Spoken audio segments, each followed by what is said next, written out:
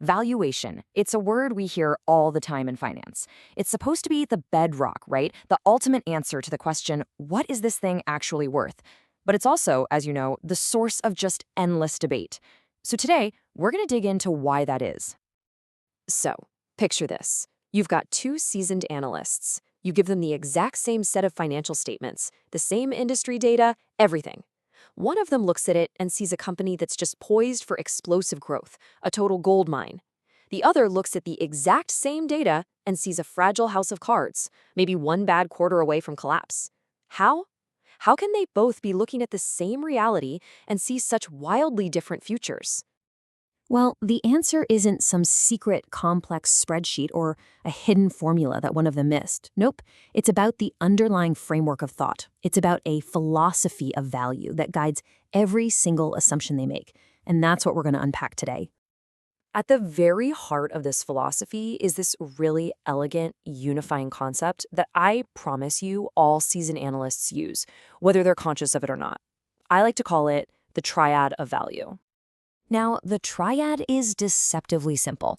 All it says is that the entire intrinsic worth of a business, all of it, boils down to the interplay of just three forces: the cash it's generating right now, its potential to grow that cash in the future, and, of course, the ever-present shadow of risk and uncertainty. So this is really where the philosophy starts to meet the math. Think of cash flow as the lifeblood. It's the tangible, actual cash that the operations are spitting out.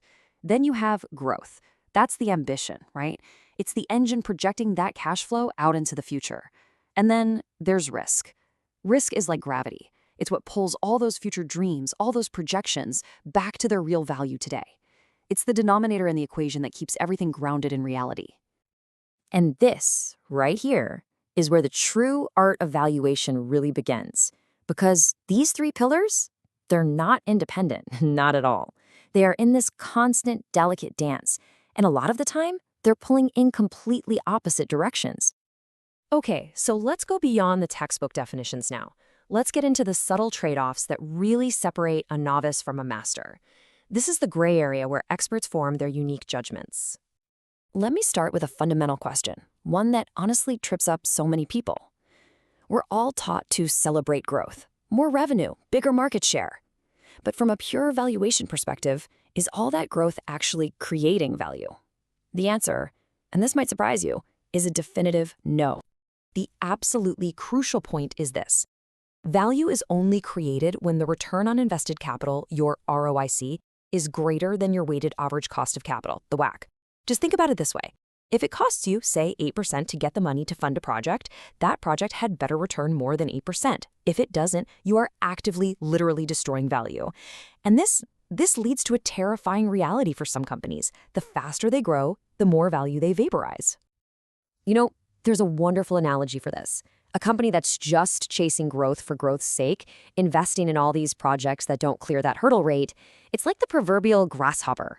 It's just enjoying the summer of expansion without ever preparing for the inevitable winter of poor returns. And that same kind of disciplined thinking applies to the third pillar too, risk. One of the biggest ways managers influence risk is through their capital structure. You know, the mix of debt and equity they use to fund the whole operation.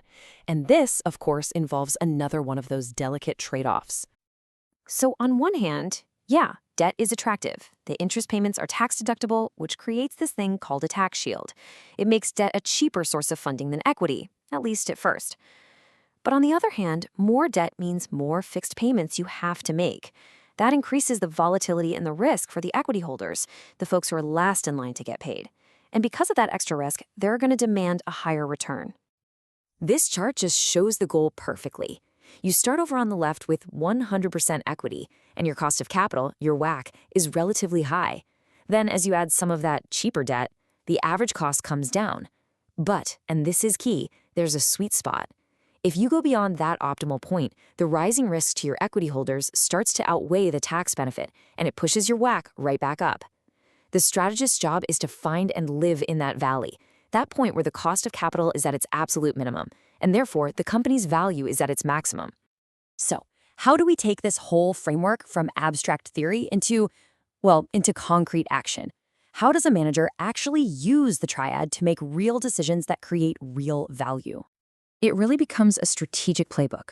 First, you make that ROIC greater than WACC hurdle a non-negotiable filter for every single investment, no exceptions. Second, you become obsessed with cash flow margins, making sure your growth is efficient, not just fast.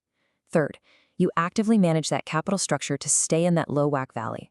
Fourth and fifth, you use sophisticated models that actually reflect the company's real life cycle, and you start treating risk management not as a cost center, but as a direct lever to boost the company's value. And this, right here, is the ultimate takeaway for anyone leading a business. Understanding the triad isn't just some academic exercise to find a number. It's a powerful framework for making decisions that systematically build long-term, durable worth. It's the difference between just measuring value and actually creating it. So, after all of this, if the answer isn't a single magic number, then what is the true purpose of valuation? What are we really doing here? And this is the final essential thought I want to leave you with.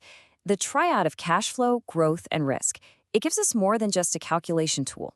It gives us a mental model to systematically think about a future that is, by its very nature, uncertain.